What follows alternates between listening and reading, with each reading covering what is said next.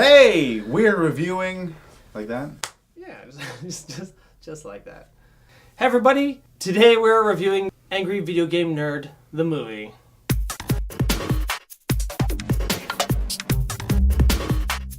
Okay, so normally we review movies that are still in theaters. Tell that to frogs. All right, well, I just haven't been in the movies this week, so we're going to talk about a movie that we've been interested in seeing for quite a while. We've been watching Angry Video Game Nerd for years. I don't remember when I started watching it. It was one of the first internet stars, I think, of YouTube. our time. YouTube sensations. Yeah.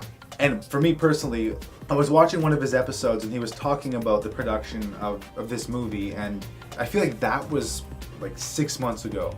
Where did the time go, man? Yes, we're a few years late on this one, but we finally got to it. We've been fans of his for a while, but we do want to be completely honest about how we actually feel about this movie. So the basic plot of the film is that the nerd, he exists in his world as the nerd, which is great. He's not James Rolfe assuming the identity of the nerd like a superhero transformation. His name is Nerd. His name is Nerd, yeah. Which is great. I love that. Good name. And he is being pressured to review the E.T. video game. What he's doing as the nerd, I feel like he feels like he's doing a service to the rest of the world. He's playing these games so that way you don't have to, and he can warn you about how crappy they are. You know, he'd rather take a diarrhea dump in his ear or something. A buffalo. Yeah, something about a buffalo. Rather have a buffalo. Yeah, exactly. So the point is to keep you from playing them, and yet this corporation has discovered that the sales of these really crappy games that he reviews seems to skyrocket every time he reviews a crappy game. So they're going to use that as their marketing tool, but he's on a mission to make sure that doesn't happen. I feel like it's modeled after something that actually has happened in real life, where the crappy games that he does cover in his shows, especially the classic episodes, I think people actually want to own them more. All his fans, they want a piece of it. There's a lot of video games he's covered that I would never have heard of if it weren't for him. Yeah, so this movie, what I like about it is I like its embrace of the cheese, you know? Like Gouda or like Swiss? I mean, any kind of cheese. It's got a lot of cheese in it. You like that cheesy joke? There's always been a sort of low-budget, makeshift quality to his work over the years. Agreed, 100%. Like the Bugs Bunny episode where he beats up the Bugs Bunny, then he throws it, and it's clearly just like a suit filled with stuffing, and it just falls, and you know it's just this rag doll. Yeah. It's got great cheese to it, and it's basement movies and stuff. I think you and your brothers used to make movies and stuff, right? Oh yeah. Like my brothers and I, we fall into that camp as well. We're sort of we're not getting a Hollywood budget, so we may as well just make this as fun as possible. Just roll with it. If it looks bad, it's just part of the joke. Yeah. The movie carries a lot of that spirit with it. It's clearly got a budget behind it because he's got a lot of. I think they made almost $400,000. But by movie making standards, it's still pretty low budget. That's nothing. Yeah. Yeah. It's So micro budget. It's great for an independent filmmaker, and as we know, James Rolfe, he's always wanted to be an indie filmmaker. He's always just gone with it. He had more material at his disposal than usual, but at the end of the day, it's still a small budget. And this movie definitely feels like it's just another one that's just rolling with the punches. It doesn't expect the audience to believe it. At this point, the audience is either in on the joke or not in on the joke. And the movie was clearly made for that specific audience that loves his films.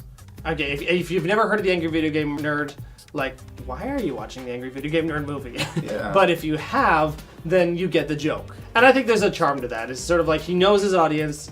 It's all kind of understood. There's a level of forgiveness for some of the stupid stuff in it, because it's that's always been part of what the Angry Video Game Nerd is about, diarrhea jokes and and fake looking vomit and stuff like that. What did you like about the film? Right off the bat, the really cheesy practical effects. Oh yeah, and in the third act especially. I don't want to ruin much, but it's got monster rampaging action and some crashes and explosions and some missiles and stuff. There's this one part where there's no spoilers here, but the general pushes the button and then it releases what's supposed to be ICBMs from under the sand, and you can clearly tell it's probably a G.I. Joe toy that's about this big with little shrubs and stuff around it, and it just kind of pops up and you can see like the granulates of sand falling like it's actually this big, as opposed to if it was actually the size of a house, it would take some time for like the sand to like fall from the top. That stuff works for me, and it's charming. If you could do the best you can with what you've got and it still tells the story the way it's intended, it shows love and it shows commitment. I don't know, it just beams with creativity. No, I know exactly what you mean. You could almost see people behind the scenes, them like sitting there in this little model with the camera, and like, okay, now pull the thing, and then it opens up, and they're like, yeah, that shot. Yeah, perfect. Yeah. Yeah. I think to get a full appreciation of this movie, you have to kind of put your like indie filmmaker glasses on, and like just be willing to forgive like how silly it is. Be along for the ride, be in on the joke. One of the things that I love about like low budget pictures like this is I just love sitting there with my own sort of like filmmaking experience and figuring out just how everything's done. When it comes to like CGI, like so many big budget movies now, this isn't me ragging on CGI. You don't appreciate the effects and how they're done as much because you just sort of assume like, okay, it's all done on a computer, it looks great, but there's no like, how did they do that? How they did it is they CGI'd it. Yeah, it was, there's no like physical limitations to working with CGI. The effects can be as grand as how powerful the computer is and how much time you have to make it work and how big your team is, as opposed to, okay, we've got string and we've got a fighter jet. How can we film this in a way that the string disappears? You know?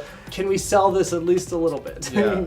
The fact that he exists in this daily life as the nerd in Mike's basement, somehow like his room is right there, and then that's his whole existence is that little basement. Yeah, and then he works at this like video game store. I liked all the little, like I guess in movie land they call it Greeking. You like the Ford symbol, you'll just black it out. Video games, it looked like a legit Xbox game until you look closer and you're like, oh wait, it says Playbox or something? Playbox 1 or something. Yeah. All the video game footage and stuff in the movie, except maybe E.T. at the end, seemed like it was made from other people. Like it didn't look like it was the actual legitimate video game footage because, I mean, he's able to get away with a lot on YouTube due to like fair use and stuff like that. Yeah. I guess in a movie of this context, he had to make sure that it was like it was all cleared. I did enjoy the revisiting of old games in the sense that, you know, at one point he's actually playing Top Gun, or in another point he's actually playing Mario and this. There's some good video game references that I definitely got, and yeah, and nods to his show because of course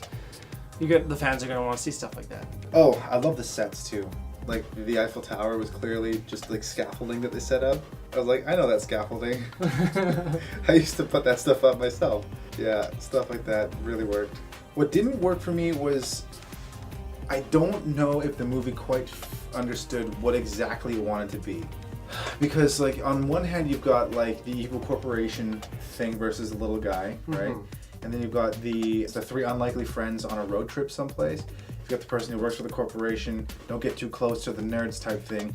They had the evil corporation, then you had the evil government versus the unlikely trio who were like a bunch of friends on an unlikely adventure on a road trip. Right, yeah. And then you have like the movie being a monster movie at the end. It was like a mashup of all these different types of movie.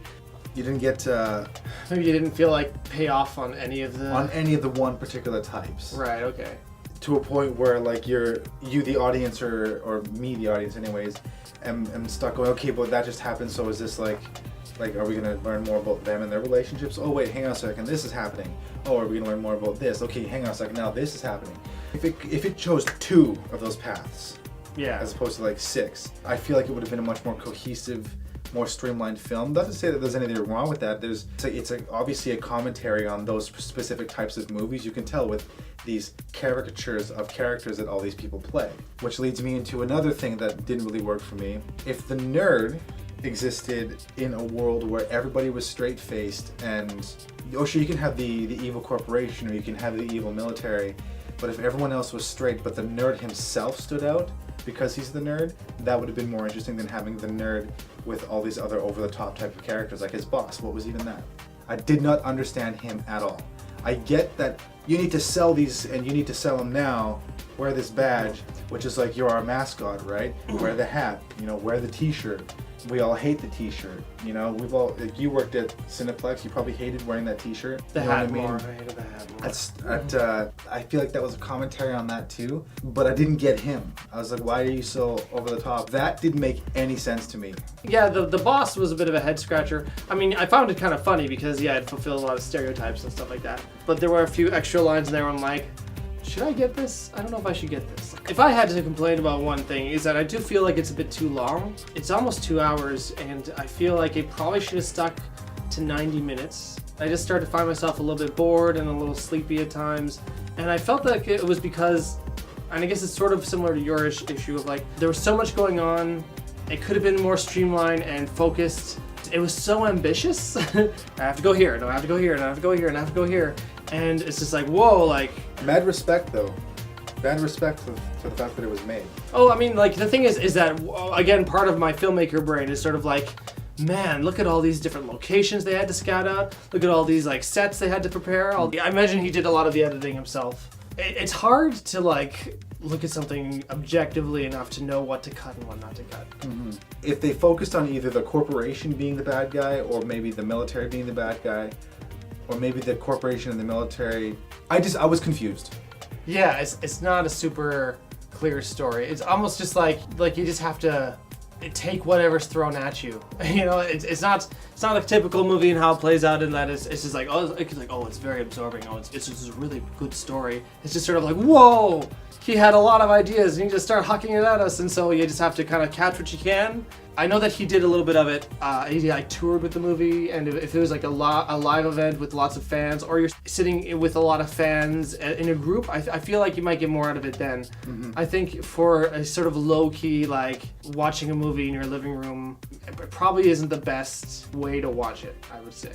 At the end of the day, try to watch it with a group of people ready to have fun who know the Angry Video Game Nerd. I definitely recommend seeing it, but I recommend seeing it in a group of people where you can all sort of like enjoy it together. If you don't know who the Angry Video Game Nerd is and you're watching us, first of all, thank you, because wow. But also, look up Angry Video Game Nerd up on YouTube, and then you can catch up. His whole catalog is on YouTube and free. Maybe today's your day. Hours and hours and hours of like fantastic entertainment fun. Yeah, if you don't mind poop jokes and puke jokes and dick jokes. And I think that's some of the reasons why the movie kind of works too, is that you kind of feel like you know James. Yeah. After this many years, you know him through his work. It's almost like watching a buddy's movie, because you're in on the jokes, and you know it's almost like you feel like it was custom made for you. Even though like I've never met James Rolfe either. I'm assuming you have. I'd love to meet him. Yeah. What did you think of Angry Video Game Nerd, the movie? Please let us know in the comment section.